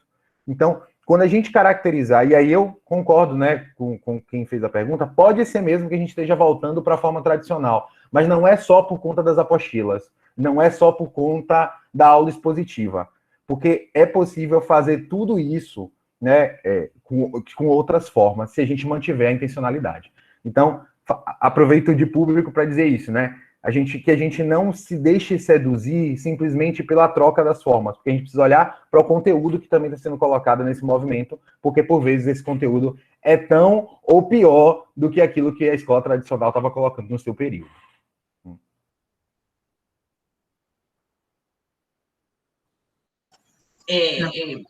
Aproveito a fala do professor Hélio e eu acho que ele trouxe uma coisa essencial para que a gente possa pensar em nossas práticas, que estão a intencionalidade. A gente tem várias oportunidades, né? Então a gente tem possibilidades, então a gente tem diversas metodologias, técnicas, o que for, mas em qualquer coisa na nossa vida, não só dentro da escola, na universidade, no trabalho, né, mas no âmbito familiar, né? O processo educativo ele já ocorre e o processo de formação também ocorre. Tanto nós, de autoavaliação, de autocrítica dos nossos, que passa exatamente para a gente ir aprimorando isso, essa pergunta. Que intenção tem isso? Eu estou fazendo isso, vai ter serventia para quem? Como? O que é que eu estou alimentando à medida que eu tenho esse tipo de comportamento, ou eu falo uma determinada fala? Reproduzo uma fala, um comportamento, às vezes eu digo uma coisa e faço outra, às vezes faço uma coisa e digo outra. Né? Então, é um exercício de vigilância e de autoavaliação e de autocrítica intenso, né? De que a gente precisa, principalmente nesse momento, que, como Mônica coloca, a questão de que a gente vem a banalização, né? A banalização do caos social, do caos político, do caos econômico, e das questões, assim, que a gente tem um know-how no Brasil, né? Eu lembro, eu estudei um bom tempo sobre a questão de violência. Então, a situação de violência no Brasil, por exemplo, é uma situação altamente banalizada, né? Nós sabemos que morremos porque morremos a quantidade que morre. Como é que se dá as mortes violentas dentro do país? E o que a gente tem, sim, é um país que lidou já por muitas décadas com a questão da banalização da violência e, portanto, banalização da morte. Então, emendar isso para a banalização das mortes que a gente vê crescer a cada dia, né, numa situação de um projeto realmente de quem é que está morrendo, né? Quem é que de fato está morrendo? É um ou outro artista, é isso, é aquilo, mas quem é de fato que está morrendo agora? Favorece isso a quem? Né? Então, isso tudo que está acontecendo, que intenção tem? Então, uma das coisas mais vergonhosas que dá é lembrar exatamente o que Klaus colocou, é como é que está organizado e como é que é a Câmara hoje, uma Câmara hoje de deputados federais, isso não só a federal, mas estaduais e a legislação também nos municípios, assim como o Poder Executivo, né? É uma coisa vergonhosa. A gente pensa numa questão assim, que é o grupo da bala, que é o grupo da Bíblia, e que é o grupo do gado, eles três são tudo, eles são todos três do gado, eles são todos três da bala, eles são todos três da Bíblia, certo? E uma das coisas que, sinceramente, me desculpe falar se tem alguém com alguma divergência, mas o fundamentalismo evangélico, os neopentecostais, esse fundamentalismo religioso, isso eu entendo como um poder gigantesco que eu olho, assim, sinceramente, aquela igreja que fica lá em frente àquele shopping que era o Iguatemi, que eu sempre... Bahia agora, né? Então, sempre olhei para aquela igreja com medo. Sempre. Eu sempre tive medo daquela igreja. Porque ninguém constrói um templo daquele tamanho, né? Com suas premissas. Eu já cheguei lá, eu já fui lá para poder saber o que era, né? E fiquei muito mais assustada ainda. Então, o que a gente vê é agora um entrelace, não se trata de uma questão religiosa, sempre foi uma questão de um projeto econômico, neoliberal, sim, né? E, acima de tudo, baseada numa coisa que é histórica na nossa história do Brasil, que é a submissão. Acho que essa palavra assim, de submissão, a história da escravidão no país, ainda não passou. A gente ainda não avançou certas coisas, né? Muitas coisas foram construídas, mas todo esse entrelaço de desastres sociais que a gente ainda tem, de racismo, de feminicídios, né? Do comportamento negacionista agora, né? Essa questão de fundamentalismo religioso, gente, isso tudo, para mim, ainda tem uma raiz ainda dessa palavra submissão, é manter o submisso. Então, aí vem, o Mônica coloca todo um projeto neoliberal que ele garante isso, o fortalecimento de poucos para a submissão de muitos, e muitos mesmo, e nós somos esse mundo. E o que a gente tem, nós temos. Eu choro todo dia, eu já disse, eu choro todo dia, mas eu limpo os olhos todo dia, certo?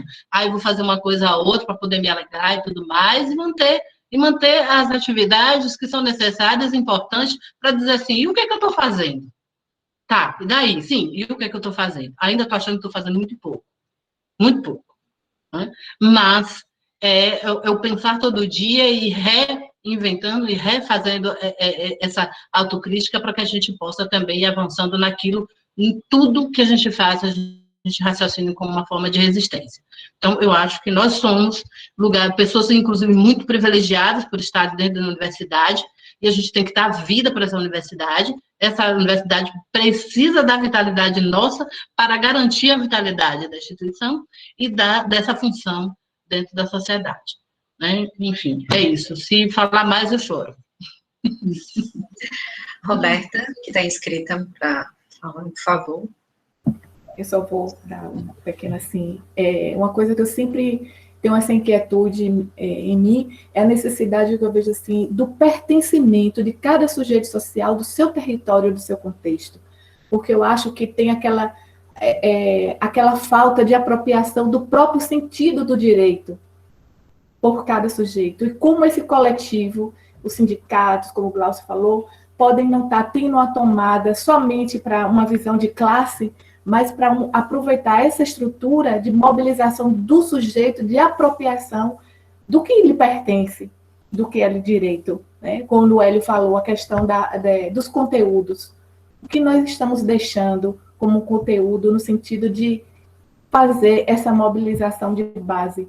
Eu tenho muito em mim uma questão que eu vivenciei, que foi quando nós trabalhamos no município, a questão do programa Saúde na Escola, né? Eu trabalhava numa unidade e que eu passei a receber muitos estudantes e professores. Aí eu sinalizei, tem uma coisa errada aqui, eu vou para a escola. Aí pedi uma autorização para ficar trabalhando um período na escola. Eu percebi que existia algo muito distante do que era trabalhado saúde na escola e o que era necessidade. Nós passamos a levantar e trabalhar com falas do próprio estudante e uma ressignificação do que era o conceito de saúde, do que era passado, no sentido de saúde, olhar para si com autoestima, união, fazer descobertas e um processo educativo que eles iam construir naquela rede. O programa ganhou passo, passamos a construir cordéis, textos acessíveis à família, interação, roda de conversa. Um dia o coordenador virou para mim e disse assim, o que é que uma fisioterapeuta está fazendo na escola? Você tem que ficar no ambulatório. A diretora disse, Roberta, os pais formaram uma associação e estão querendo ver aqui como é que está a qualidade da água, estão me pedindo para calçar a rua, que o esgoto está aqui a céu aberto, já foram lá para a Secretaria de Infraestrutura. Eu disse, sim. Olha, Roberta, acho melhor você ficar no ambulatório, porque fisioterapeuta, o lugar é na clínica. Então, desconstruíram todo o processo. Então, veja como essa engrenagem é forte. Veja como a própria estrutura do Estado, às vezes, legitima essa constância, né? Como isso requer nosso olhar ativo de cada um de nós como agentes de transformação, e não simplesmente, muitas vezes, institucionalizados, o papel individual de cada um, de fazer essa ferramenta de mobilização, o nosso papel do que nós vamos deixar para a construção de um novo território.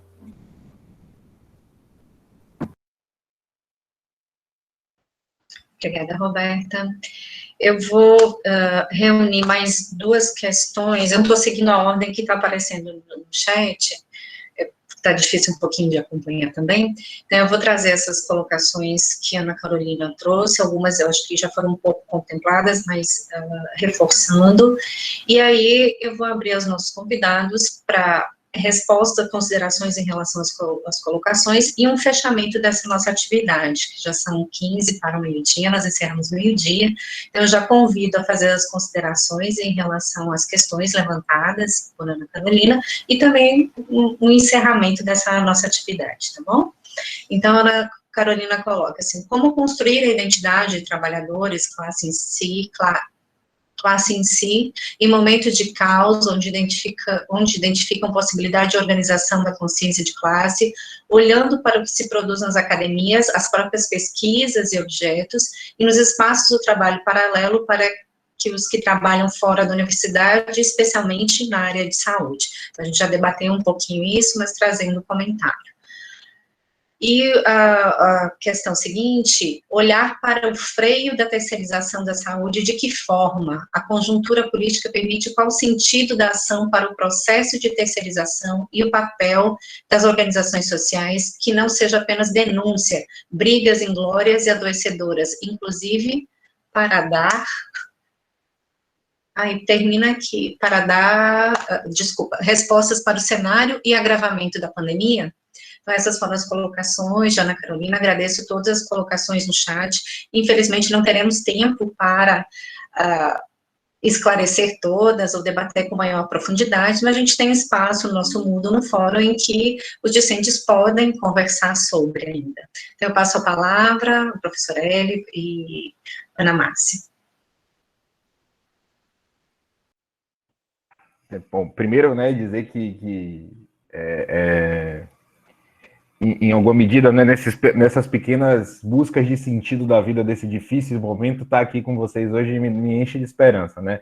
Assim, ver ainda 46 pessoas da quase meio-dia nesse quase ambiente feito para ser frio, a gente debatendo e gente por cima do outro falando e um monte de pergunta, eu fico muito feliz porque me dá um pouco de esperança mesmo nesse processo de vida. Penso aí ser potência, né, esse espaço construído aqui. E caminhando, né, para todas essas questões que foram colocadas, tentando dar um fechamento e organizando também dentro do que eu li no chat, né, para além das perguntas, eu acho que tem aí um desafio enorme, né, porque a gente vai encontrar, na realidade, a classe trabalhadora concreta, a real, que existe, né, mesmo, assim, né, que ela tem sido hoje terceirizada, uberizada, e, inclusive, cooptada dentro da perspectiva dessas instituições neopentecostais. Penso eu que a alternativa, qualquer uma que a gente escolha fazer, ela vai precisar encontrar essa classe nesses sentidos e conversar com ela, e falar com ela, e encontrar esses sujeitos nesses lugares, né? Porque a classe trabalhadora ideal só existe na idealidade, né? A concreta, a em si, para caminhar para si, como está sendo colocado aqui, depende mesmo desse processo coletivo de trabalho que a gente vai empreender, né, nessas próprias construções. Então, sair entrar nesses espaços, dentro do limite que temos nesse momento, mas nos preparar também para quando esse limite acontecer, naquela pergunta que eu fiz lá no início, né?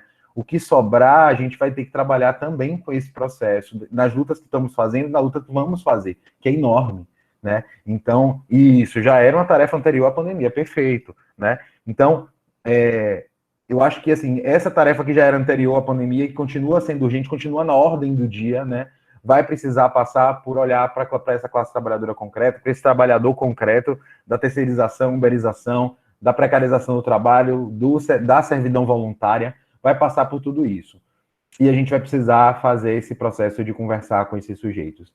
E que as nossas práticas, seja as nossas práticas da pós-graduação, seja as nossas leituras, seja as nossas discussões políticas, nos ajudem a nos instrumentalizar para conversar, para disputar a consciência.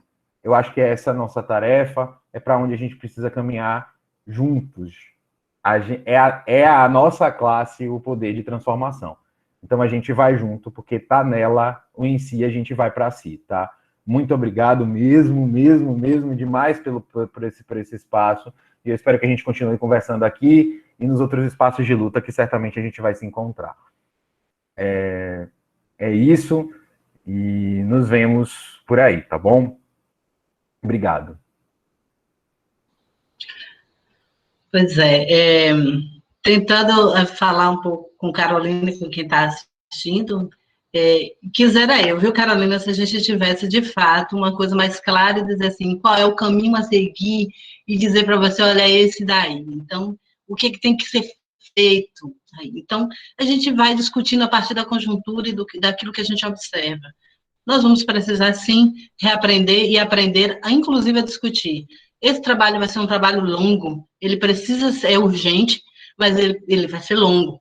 Nós estamos lidando com estruturas e sistemas que já estão postos, que já estão acontecendo e já estão fortalecidos. Então, a gente não pode ter uma ingenuidade em achar que a gente pode construir uma estratégia que ela vai ser a de sucesso total por um período X de médio, tudo para longo prazo. Mas o que é urgente mesmo, a gente se dá conta e se deparar com que a gente precisa reaprender.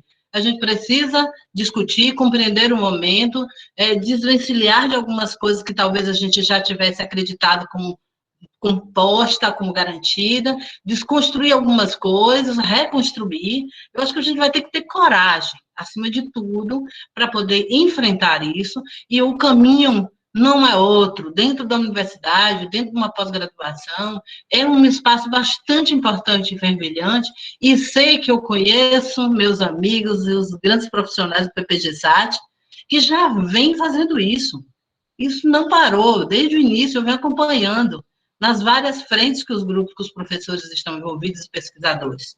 E não são poucos, né? Então, o caminho é isso, o caminho é a gente ir construindo com o que a gente tem. A partir do que a gente tem, como é que a gente agora vai dialogar com a comunidade, vai dialogar com esses elementos e com essas entidades que precisam ser fortalecidas, e principalmente a nossa autocrítica, que é de um grande valor agora, da gente se colocar nisso. Olha, estamos diante de um momento que é um momento onde essas estruturas e sistemas são fortes. E como fazer isso? Né? Como fazer isso? Que pena que eu não tenho resposta, mas alguma resposta a gente tem sim. Não tem outro caminho senão a gente aprender, senão a gente se encontrar, manter essas discussões, manter os estudos, manter a questão da inovação, das possibilidades tecnológicas, de pensar e repensar, de dar trabalho, de roer o juízo das instituições, dos gestores, de quem for, dos sindicatos, tem que roer o juízo de todo mundo, porque é o nosso também. Né? Então, é o que eu vejo, né, como possibilidades que a gente pode ir caminhando. Infelizmente, não tenho respostas que pudessem ser mais agradáveis ou talvez otimistas para vocês. Mas, enfim, de qualquer maneira, diante de tudo isso, eu agradeço imensamente esse encontro. Eu sou uma pessoa que gosta de conversar, Mônica sabe disso, né, Mônica, Angélica?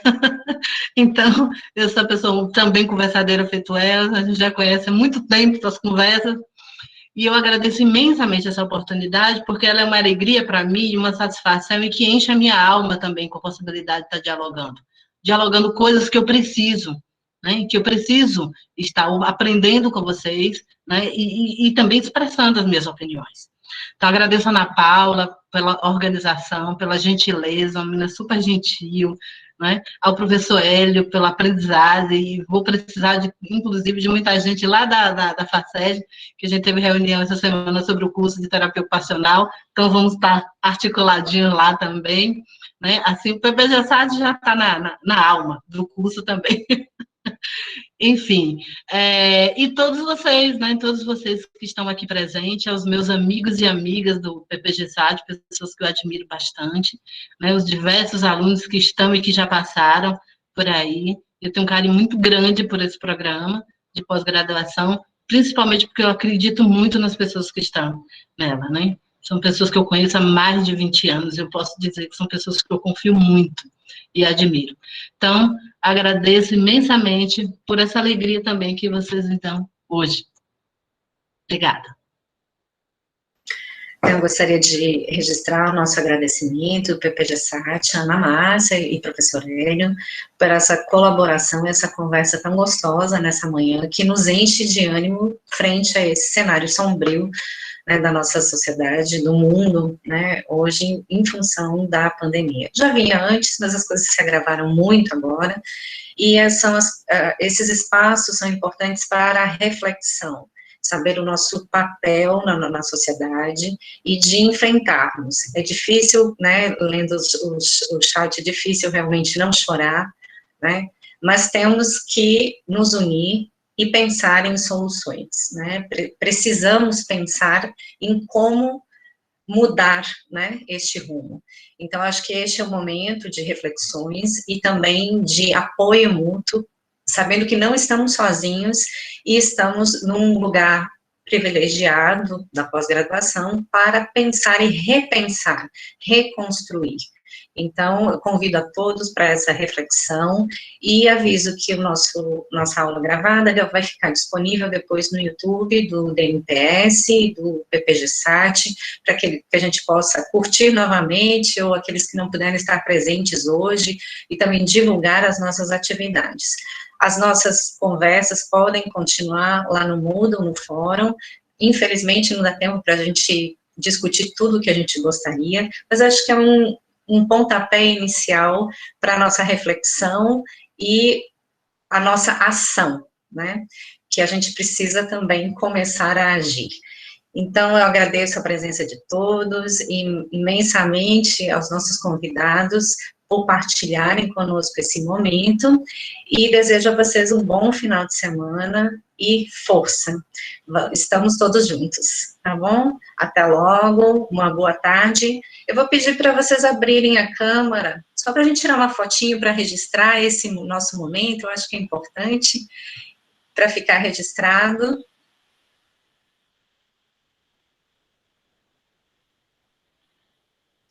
Fernanda, Marco, Milena, as carinhas que eu estou vendo aqui, Patrícia, pronto, vou tirar uma fotinha aqui, Kiona, se puder tirar também, por favor, agradeço, para a gente registrar este momento, né, nossa segunda sessão de 2021, e os próximos virão aí com novas discussões. Muito obrigada, e uma ótima tarde a todos. Até logo. Tá. Ótimo. Tchau.